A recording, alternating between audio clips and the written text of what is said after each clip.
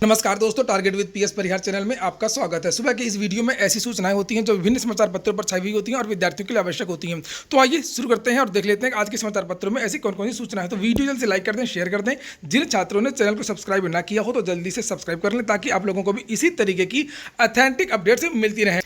आगे बढ़ने से पहले एक और जरूरी सूचना है कि अगर आप लोग एडेड जूनियर हाई स्कूल भर्ती की तैयारी कर रहे हैं तो मार्केट में चक्षु प्रकाशन की पुस्तक काफ़ी अच्छी है, इसे आप लोग ले सकते हैं। एडेड जूनियर हाई स्कूल भर्ती में जो अनिवार्य प्रश्न पत्र है 50 नंबर का, उसके लिए ये पुस्तक है। इस पुस्तक में सामान्य ज्ञान, समसामयिक घटनाएं, तार्किक ज्ञान के 2000 से ज़्यादा बहुविकल्पीय प्रश्न हैं। तो ऑफलाइन भी मिलती है, ये ऑनलाइन भी मिलती है। अगर आप लोग ऑनलाइन मंगवाना चाहते हैं तो मैं फ़ोन नंबर और जो लिंक है वो डिस्क्रिप्शन में दे दूंगा। फ्लिपकार्ट, अमेजन इत्यादि से आप लोग ऑनलाइन भी मंगवा सकते हैं। चलिए शुरू करते हैं आज की सूचनाओं को। और उत्तर प्रदेश सरकार ने भर्तियों के संबंध में पारदर्शिता, भ्रष्टाचार और बहुत सारी जो चीज़ें हैं वो बदलाव किए हैं। जैसे 69,000 शिक्षक भर्ती में लिखित परीक्षा करवाई गई, 68,500 शिक्षक भर्ती में लिखित परीक्षा करवाई गई।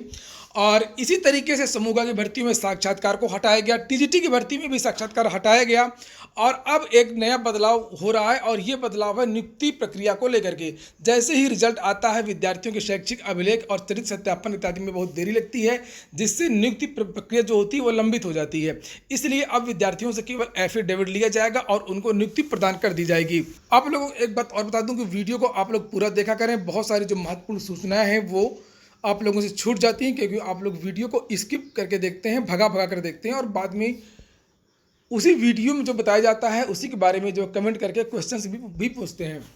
यहाँ पर नीचे लिखा है कि प्रदेश सरकार प्रतियोगी परीक्षाओं के जरिए नौकरी पाने वालों को जल्दी ही बड़ी सौगात दे सकती है। सरकार चयनित अभ्यर्थियों की नियुक्ति व तैनाती शैक्षिक अभिलेख व चरित्र सत्यापन तक न रोकने पर विचार कर रही है। प्रस्ताव है कि चयनितों से शपथ पत्र लेकर के चयन के तत्काल बाद नियुक्ति देने की व्यवस्था की जाए। दरअसल प्रदेश में विभिन्न भर्ती व चयन आयोगों से हजारों की संख्या में अभ्यर्थी हर वर्ष चयनित होते हैं। चयनित अभ्यर्थियों की नियुक्ति उनके शैक्षिक अभिलेखों व चरित्र के सत्यापन तथा मेडिकल जाँच के बाद करने की व्यवस्था है। जहाँ नियुक्ति दे दी जाती है वहाँ वेतन भुगतान बिना सत्यापन के नहीं दिया जाता है। इस प्रक्रिया में कई बार महीनों लग जाते हैं, जिससे भर्तियों का चयन होने के बाद नियुक्ति मिलने में देरी होती है। सरकार इस व्यवस्था को बदलने पर विचार कर रही है। हाल ही में मुख्य सचिव राजेंद्र कुमार तिवारी की अध्यक्षता में ईज ऑफ लिविंग से जुड़े एजेंडे पर चर्चा में कार्मिक विभाग ने इस प्रस्ताव का खुलासा किया है। शासन के एक वरिष्ठ अधिकारी ने बताया कि कार्मिक विभाग चयनित अभ्यर्थियों से शपथ पत्र लेकर के प्रोविजनल ज्वाइनिंग देने की व्यवस्था बनाने पर विचार कर रहा है। अभ्यर्थियों से शपथ पत्र में लिखवाया जाएगा कि उनके शैक्षिक प्रमाण पत्र, चरित्र प्रमाण पत्र, मेडिकल में अगर कोई प्रतिकूल तथ्य पाया जाता है तो उन्हें सेवा से निष्कासित कर दिया जाएगा, वह विधिक कार्रवाई की जाए। निष्कासन से पूर्व उसे सुनवाई का अवसर भी देने का प्रस्ताव है ताकि आगे ज़्यादा वाद विवाद का अवसर ना रहे। स्वास्थ्य परीक्षण में लगने वाले अधिक समय को देखते हुए इसके लिए समय सीमा भी तय करने की योजना है। इस प्रस्ताव पर उच्च स्तर से सहमति का इंतजार है। नई व्यवस्था लागू होने से चयनित युवाओं को नौकरी की ज्वाइनिंग के लिए इंतजार नहीं करना पड़ेगा। यह उनके लिए किसी सौगात से कम नहीं होगा। तो यानी कि जैसे ही परिणाम जारी होगा, आपका रिजल्ट आएगा, वैसे ही एक हलफनामा लेकर के आपको नियुक्ति प्रदान कर दी जाएगी। उसके बाद में बाकी के जो वेरिफिकेशन इत्यादि है वो होता रहेगा।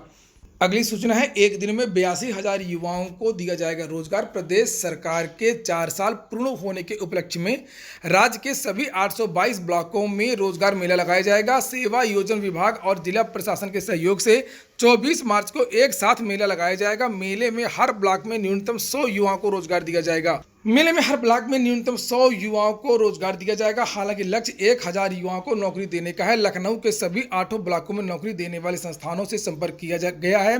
मेले में सेवा योजना विभाग में पंजीकृत युवाओं को ही मौका दिया जाएगा। युवा ग्रामीण बेरोजगार पहले से या मौके पर ही ऑनलाइन पंजीयन यानी कि रजिस्ट्रेशन करा सकते हैं। सेवा योजना विभाग की वेबसाइट पर आवेदन किया जा सकेगा। साथ ही जानकारी ली जा सकती है कि 18 से 40 वर्ष आयु के युवा बेरोजगार ब्लॉकों में पहुंचकर मेले में शामिल हो सकते हैं। और इसके लिए जिला सेवा योजना अधिकारी का भी बयान आया हुआ शशि तिवारी का कि प्रदेश के सभी 822 ब्लॉकों में रोजगार मेला लगाया जा रहा है और कंपनियों से संपर्क किया जा रहा है।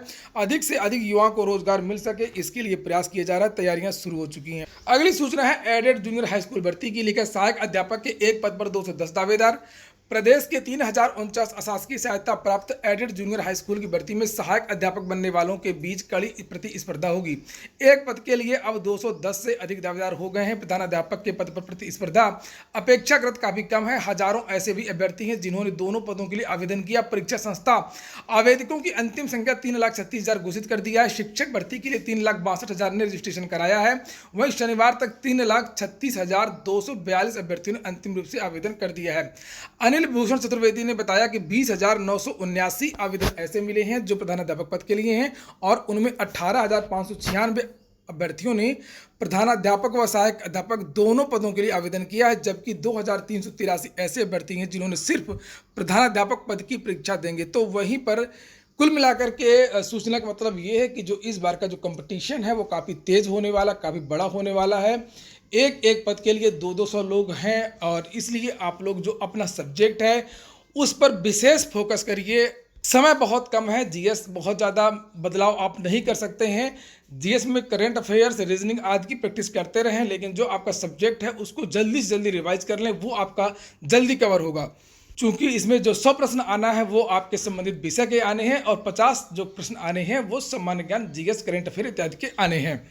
वहीं पर अगली सूचना है उत्तर प्रदेश लोक सेवा आयोग की। उत्तर प्रदेश लोक सेवा आयोग ने इस साल काफ़ी रिकॉर्ड बनाया है। भर्ती की जो प्रक्रिया है वो काफ़ी तेज रही है, चाहे वो कोरोना काल रहा हो या वो कोई सामान्य वर्ष रहा हो। उसी क्रम में पीसीएस 2020 का जो ये परिणाम मुख्य परीक्षा का, उसमें भी रिकॉर्ड बना है। लिखा नतीजा केवल 54 दिन में पहली बार घोषित कर दिया गया मुख्य परीक्षा का। लिखा है कि उत्तर प्रदेश लोक सेवा आयोग ने फिर इतिहास रच दिया है। पीसीएस 2020 जैसी मुख्य परीक्षा का परिणाम महज 54 दिनों में घोषित हुआ है। 487 पदों के लिए 845 अभ्यर्थी सफल घोषित किए गए हैं। मेंस के रिजल्ट के साथ में आयोग ने साक्षात्कार की जो तारीख है उसकी भी घोषणा कर दी है। इंटरव्यू 1 अप्रैल से शुरू हो जाएगा और मेंस का रिजल्ट कार्यालय के सूचना पट व वेबसाइट पर जारी कर दिया गया है। यूपीपीएससी ने सम्मिलित राज्य प्रवर अधीनस्थ सेवा परीक्षा 2020 की मुख्य परीक्षा 21 से लेकर के 25 जनवरी तक लखनऊ, प्रयागराज और गाजियाबाद स्थित केंद्रों पर कराई थी और इस परीक्षा में 4,589 अभ्यर्थी शामिल हुए थे। भर्ती की 487 रिक्तियों के सापेक्ष 845 अभ्यर्थी सफल हुए हैं। लगभग 2 गुना अभ्यर्थियों को सफल किया गया है। अब वे 1 अप्रैल से होने वाले साक्षात्कार में शामिल हो सकेंगे। इंटरव्यू का विस्तृत कार्यक्रम बाद में जारी किया जाएगा। सचिव जगदीश ने बताया कि परीक्षा में शामिल अभ्यर्थियों के प्राप्तांक व कट ऑफ अंक की जो सूचना है वो अंतिम चयन परिणाम घोषित होने के बाद दे दी जाएंगी। सूचना के अधिकार के तहत कोई प्रार्थना पत्र स्वीकार नहीं होगा। एडेड जूनियर हाई स्कूल भर्ती की कुछ और भी सूचनाएं, जैसे लिखा हुआ है कि स्नातक में 50% अंक की अनिवार्यता को चुनौती हाईकोर्ट में दी गई है। छात्रों के द्वारा लिखा प्रदेश के मान्यता प्राप्त जूनियर हाई स्कूल में सहायक अध्यापक के पद पर नियुक्ति के लिए स्नातक स्तर में न्यूनतम 50% की अनिवार्यता संबंधी नियम को इलाहाबाद हाईकोर्ट में चुनौती दी गई है। हाईकोर्ट ने सरकार को टाइम दिया है 3 सप्ताह का। 3 सप्ताह के अंदर सरकार को जवाब देना है कि आखिरकार उन्होंने ये छूट विद्यार्थियों को क्यों नहीं दी गई है, जो कि समय समय पर इन विद्यार्थियों को दी जाती रही, चाहे एससी हो, एसटी हो या ओबीसी हो या जिन्होंने परास्नातक के आधार पर बीएड किया है। और ये विरोधाभास कैसे हो सकता है कि एनसीटीई कुछ और कह रही है, सुप्रीम कोर्ट कुछ और कह रही है और परीक्षा नियामक प्राधिकारी जो संस्था है वो कुछ और कह रही है। अगली सूचना है असिस्टेंट प्रोफेसर भर्ती के लिए बिना एनओसी भी असिस्टेंट प्रोफेसर भर्ती के आवेदन अब मान्य होंगे। असिस्टेंट प्रोफेसर की भर्ती आई है और उसमें आवेदन करते समय ही एनओसी मांगी गई थी। तो बहुत सारे ऐसे जिले थे जहां से जल्दी एनओसी नहीं मिल पा रही थी, तो छात्रों ने ये मांग की थी कि एनओसी में छूट दिया जाए, वो एनओसी बाद में उपलब्ध करवा देंगे। ये बात आयोग के द्वारा मान ली गई है। लिखा प्रदेश के अशासकीय महाविद्यालयों में असिस्टेंट प्रोफेसर भर्ती के लिए चल रहे आवेदन के साथ अनापत्ति प्रमाण पत्र यानी एनओसी देना अभ्यर्थियों के लिए अनिवार्य नहीं है। जो अभ्यर्थी पहले से किसी दूसरी जगह नौकरी कर रहे हैं उनका आवेदन बिना एनओसी के भी मान्य होगा, लेकिन लिखित परीक्षा में सफल घोषित किए जाने के बाद इंटरव्यू के लिए बुलाए जाने पर अभ्यर्थियों को आयोग के समक्ष एनओसी प्रस्तुत करना होगा। इस बाबत आयोग की ओर से स्थिति स्पष्ट कर दी गई है। असिस्टेंट प्रोफेसर भर्ती के आवेदन की जो प्रक्रिया वो 25 फरवरी से शुरू हुई थी। अभ्यर्थियों से विज्ञापन संख्या 46 के तहत एक विषय भूगर्भ विज्ञान के असिस्टेंट प्रोफेसर के 1 पद और विज्ञापन संख्या 50 के तहत 49 विषयों में असिस्टेंट प्रोफेसर के 2002 पदों के लिए आवेदन मांगे गए हैं और अभ्यर्थी जब ऑनलाइन आवेदन सबमिट कर रहे हैं तो उनसे दूसरी जगह नौकरी की स्थिति में एनओसी मांगा जा रहा है। पिछली भर्ती परीक्षाओं में अभ्यर्थियों को साक्षात्कार के दौरान एनओसी जमा करना पड़ा था। इस बार आवेदन में ही एनओसी मांग लिया गया है, इसीलिए विद्यार्थी परेशान थे। अगली सूचना है एलटी ग्रेड की।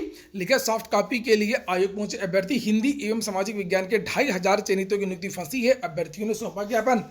उत्तर प्रदेश लोक सेवा आयोग की ओर से एलटी ग्रेड हिंदी एवं सामाजिक विज्ञान के तकरीबन 2500 चयनित अभ्यर्थियों के विवरण से संबंधित सॉफ्ट कॉपी शनिवार को भी माध्यमिक शिक्षा निदेशालय को नहीं भेजी गई है। ऐसे में 2500 अभ्यर्थियों की नियुक्ति प्रक्रिया फंसी हुई है। अभ्यर्थियों को शनिवार को अभ्यर्थी आयोग पहुंचे और ज्ञापन भी दिया। आयोग के सचिव एवं अध्यक्ष के निजी सचिव ने आश्वासन दिया है कि बहुत जल्द सॉफ्ट कॉपी निदेशालय भेज दी जाएगी। आश्वासन तो कई दिनों से दे रहे हैं, लेकिन ये लोग भेज क्यों नहीं रहे हैं। अभ्यर्थी सबसे पहले सिविल लाइंस थाना पहुंचे और आयोग के सामने धरना प्रदर्शन करने की अनुमति मांगी। इस पर पुलिस अफसरों ने फोन पर आयोग के सचिव से बात की और उन्हें अभ्यर्थियों की समस्या से अवगत कराया। सचिव ने आश्वासन दिया कि 1-2 दिनों में अभ्यर्थियों के विवरण से संबंधित सॉफ्ट कॉपी माध्यमिक शिक्षा निदेशालय को भेज दी जाएगी। इसके बाद प्रतियोगी मोर्चा के बैनर तले अभ्यर्थी उत्तर प्रदेश लोक सेवा आयोग पहुंचे और वहां ज्ञापन सौंपा। अभ्यर्थियों ने आयोग के काउंटर से ही अध्यक्ष के सचिव से बात की तो अभ्यर्थियों को बुलाया गया और बहुत जल्द ही सॉफ्ट कॉपी निदेशालय को भेज दी जाएगी, ये कहा गया। ज्ञापन देने के बाद में अभ्यर्थी लौट गए। निर्णय लिया कि 2 दिनों में सॉफ्ट कॉपी निदेशालय को नहीं भेजी गई तो 22 मार्च को आयोग में धरना प्रदर्शन करेंगे। ज्ञापन देने वालों में मोर्चा अध्यक्ष विकी खान समेत अनिल उपाध्याय, उदय यादव, पंकज अंगारा, राजेंद्र पाल, धनंजय कुशवाहा, राजेश, विकास तिवारी, गोविंद कपिल आदि शामिल रहे। और यहीं पर लिखा हुआ है कि अपने साथियों के लिए कई अभ्यर्थियों ने छोड़ा इंटरव्यू। ऐसे छात्र जिनका चयन कहीं और हो गया है या एलटी ग्रेड शिक्षक भर्ती में हो गया है, उन अभ्यर्थियों ने जो सोशल सामाजिक विज्ञान टीजीटी का जो साक्षात्कार चल रहा है उसको बहुत सारे विद्यार्थियों ने छोड़ दिया है ताकि किसी और को नौकरी मिल सके।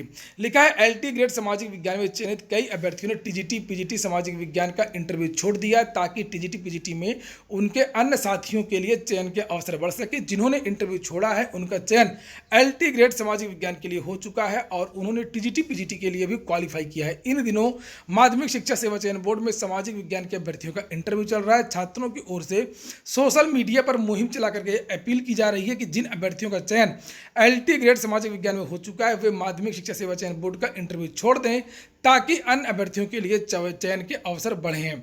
अगली सूचना रेलवे भर्ती की। लिखा रेलवे ने 1 वर्ष में 325 अभ्यर्थियों को किया डिवार।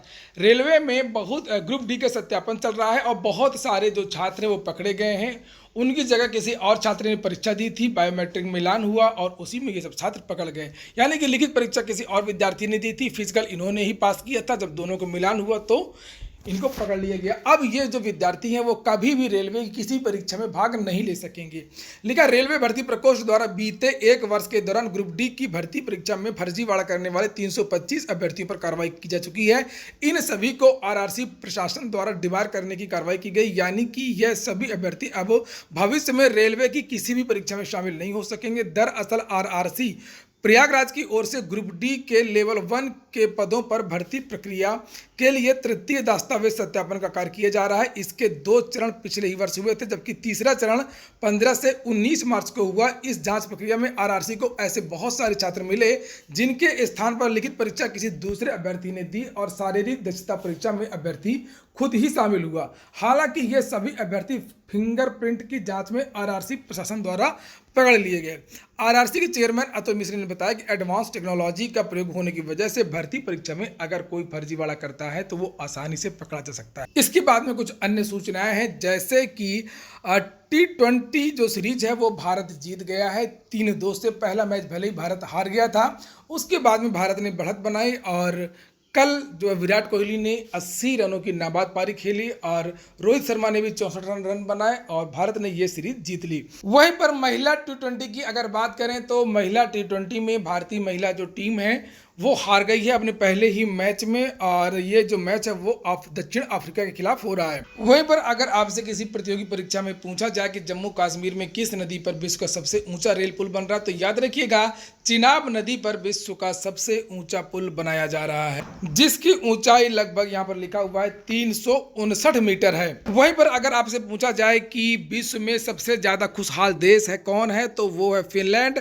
और भारत का कौन सा स्थान है तो यहाँ पर देख सकते हैं सबसे बेकार स्थान है। 149 देशों में केवल 139वां स्थान है भारत का विश्व प्रसन्नता सूची सूचकांक में। वहीं पर अमेरिका सेना के साथ में बढ़ेगी साझेदारी। भारत और अमेरिका के बीच में एक रणनीतिक साझेदारी बनी है। चूंकि अभी हाल ही में अमेरिका के रक्षा मंत्री आए हैं जिनका नाम है लॉयड ऑस्टिन, और जो भारत के रक्षा मंत्री हैं राजनाथ सिंह, उनके बीच में शनिवार को एक द्विपक्षीय वार्ता हुई है जिसमें इसको अंजाम दिया गया। तो याद रखिएगा, अगर आपसे पूछा जाए कि अभी हाल ही में किस देश के रक्षा मंत्री ने भारत में यात्रा की थी, तो उसका नाम है अमेरिका के जो है लॉयड ऑस्टिन। अगर ये पूछा जाए कि किस देश की सेना के साथ में सेंट्रल कमांड के साथ सहयोग की सहमति बनी है भारत की, तो वो है अमेरिका। तो ये हो गया आज का वीडियो। अगर आपको अच्छा लगा हो, आपके काम का हो, तो लाइक अवश्य कर दिया करें। जिन छात्रों ने चैनल को सब्सक्राइब न किया हो तो जल्दी से सब्सक्राइब कर लें। पूरा वीडियो सुनने के लिए बहुत बहुत धन्यवाद।